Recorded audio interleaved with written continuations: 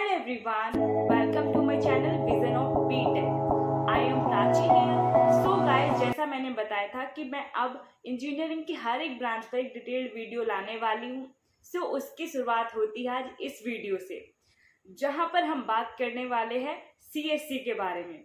It means computer science engineering. So guys, आगे इस video में हम CSC को इन 5 पॉइंट्स में डिटेल में जान रहे होंगे. जो 5 पॉइंट्स है, व्हाट इज CSC क्या है, एंड सेकंड पॉइंट है कि CSC में आखिर हमें मेन वर्क क्या करना होता है. थर्ड पॉइंट पर हम बात करेंगे कि इसमें कौन कौन सी पोस्ट आपको मिलती है और उन पोस्ट पर आप किस तरीके का काम करते हैं या आपको उस फील्ड में क्या मेन वर्क करना होता है, हम इस बारे में भी बात करेंगे. फोर्थ पॉइंट पर हम बात करेंगे कि इस फील्ड में कौन कौन सी कंपनियां आपको रिक्रूट करती हैं. साथ ही बात करेंगे हम इसके सिलेबस की कि CSC में आपको क्या पढ़ना होता है और कौन कौन सी स्किल्स की रिक्वायरमेंट होती है. सो आज इस ब्यूटीफुल सी वीडियो को हम स्टार्ट करते हैं और आगे बढ़ते हैं इस इंफॉर्मेटिव वीडियो में. सो गाइस, बात करते हैं अपने फर्स्ट पॉइंट पर, what is CSC. Actually CSC क्या है? We can define it. Computer Science Engineering is an academic program that is integrated the field of computer science and computer engineering. So normally हम समझ सकते हैं कि CSC में आपको कंप्यूटर के सॉफ्टवेयर, हार्डवेयर एंड उसके नेटवर्किंग के बेसिक एलिमेंट्स की स्टडी कराई जाती है. इसके साथ ही इसमें आपको इंफॉर्मेशन सिस्टम के डिज़ाइन, इम्प्लीमेंटेशन एंड उसके मैनेजमेंट पर भी स्टडी कराई जाती है. छोटे से इंट्रो के साथ हम समझ चुके हैं कि CSC आखिर क्या होता है. So now move our next point, what is the actually work of a CSC engineer. So CSC graduate होने के बाद आप एक सॉफ्टवेयर इंजीनियर बन जाते हो, जहां पर आप बहुत सारी फील्ड में वर्क कर सकते हो. जैसे आप web development, app development and data structure, cyber security and ethical hacking जैसे फील्ड में as a software engineer work कर सकते हैं. अब CSC में वर्क की बात करें तो साथ ही हम यहाँ बात करते हैं CSC से जुड़ी हुई एक बहुत ही इम्पॉर्टेंट स्किल की, जो यूजुअली हम एक कंप्यूटर सॉफ्टवेयर इंजीनियर के नाम सुनते ही उसके साथ ऐड करते हैं. ये स्किल है प्रोग्रामिंग लैंग्वेज. सो बेसिकली जब भी आप एक कंप्यूटर साइंस इंजीनियर के बारे में सुनते हैं तो सबसे पहले माइंड में आने वाला थॉट होता है प्रोग्रामिंग लैंग्वेज, क्योंकि यही प्रोग्रामिंग लैंग्वेज हमें data system, data structure, algorithm, information technology, apps, web and बहुत सारे सॉफ्टवेयर सिस्टम में हेल्प करती है. सो बात कर लेते हैं अब यहाँ पर कुछ इंपॉर्टेंट प्रोग्रामिंग लैंग्वेज की जो बेसिकली बहुत ज़्यादा यूज़ होती है आज के टाइम में, जैसे पाइथन, जावा, C++, जावा स्क्रिप्ट जैसी ये जो लैंग्वेज है वो आज के टाइम में बहुत ज़्यादा यूज़ होती है. सो अब इन प्रोग्रामिंग लैंग्वेज की बात करते हैं और देखते हैं कि कौन कौन से फील्ड में ये हमें बहुत ज़्यादा हेल्प कर रही होती है. सो बात करते हैं पाइथन प्रोग्रामिंग लैंग्वेज की. बाकी सभी लैंग्वेज की कंपैरिजन में पाइथन बहुत इजीली लर्न की जाने वाली लैंग्वेज है, जो कि basically machine learning, artificial intelligence and web development जैसे फील्ड में हेल्प कर रही होती है. अब बात करते हैं जावा प्रोग्रामिंग लैंग्वेज की. जावा प्रोग्रामिंग लैंग्वेज सीखने में टफ मानी जाती है, लेकिन अगर एक बार आप जावा सीख लेते हैं तो बाकी और लैंग्वेज सीखना आपके लिए बहुत ईजी हो जाता है. आज के टाइम में जावा एप्स डेवलपमेंट एंड कोडिंग के इंटरव्यू देने के लिए जावा सबसे ज़्यादा यूज़ होने वाली एक प्रोग्रामिंग लैंग्वेज है. अब इसके बाद बात करते हैं जावा स्क्रिप्ट लैंग्वेज की, जो कि जावा से अपडेट हुआ इसका एक वर्जन है.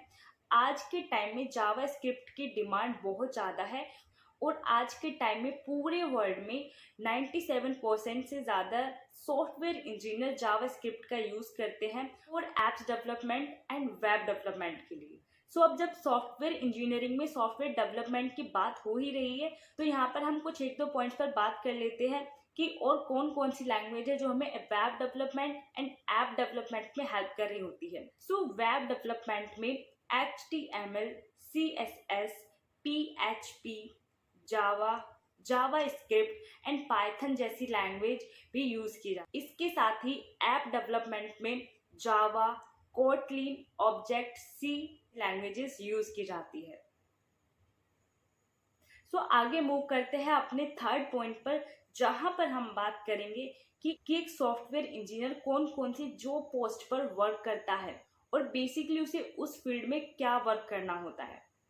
जब हम आगे एक सीएससी सॉफ्टवेयर इंजीनियर की जॉब पोस्ट पर बात करते हैं तो ये गवर्नमेंट और प्राइवेट दोनों ही सेक्टर्स में अवेलेबल है। जहाँ पर अगर हम बात करें प्राइवेट सेक्टर्स की तो ये भी ऑलरेडी 2 पार्ट्स में डिवाइड है, जहाँ पर ये नॉन टेक एंड टेक दो फील्ड में डिवाइड होती है। अब बात करते हैं नॉन टेक फील्ड में। नॉन टेक फील्ड में बेसिकली आप क्लाइंट से कंसल्ट करते हैं और उनसे 1-to-1 कम्युनिकेट करते हैं अपने सर्विस को उन तक पहुंचाने के लिए। इसके लिए आपके पास एक ग्रेट पर्सनालिटी होनी जरूरी है और साथ ही आप बोलने चालने में ठीक हो, ये भी बहुत ज़्यादा इंपॉर्टेंट है। इन शॉर्ट आपकी कम्युनिकेशन स्किल्स बेटर होनी चाहिए। नॉन टेक फील्ड में आप एज अ सॉफ्टवेयर मैनेजर अपनी टेक्निकल चीज़ों से रिलेटेड सर्विसेज को अपने क्लाइंट तक पहुंचाने में हेल्प कर सकते हैं। अब साथ ही आगे बढ़ते हैं हम इसकी टेक्निकल फील्ड में, जो कि बहुत ही इंपॉर्टेंट और बहुत ही ब्रॉड एरिया है। यहाँ टेक्निकल फील्ड में भी आपकी सर्विसेज को दो सब ब्रांचेस में डिवाइड किया गया है, जो एक प्रोडक्ट बेस्ड है एंड सेकंड है सर्विस बेस्ड। अब इनको समझते हैं कि प्रोडक्ट बेस्ड और सर्विस बेस्ड कंपनीज आखिर है क्या। जो हमारे सर्विस बेस्ड कंपनीज होती है जो वो आपको as a service client jobs offer करती है। यहाँ पर आपको उनके ऑलरेडी बने हुए वेबसाइट्स और टेक्निकल चीज़ों पर सर्विस जैसे वर्क करने होते हैं। बात करते हैं प्रोडक्ट बेस्ड कंपनी की, तो ये जो कंपनीज आपको हायर करती है वहाँ पर आपको इनके प्रोडक्ट को बनाना होता है और वहाँ पर बेसिकली आपको इनके प्रोडक्ट सिस्टम पर वर्क करना होता है।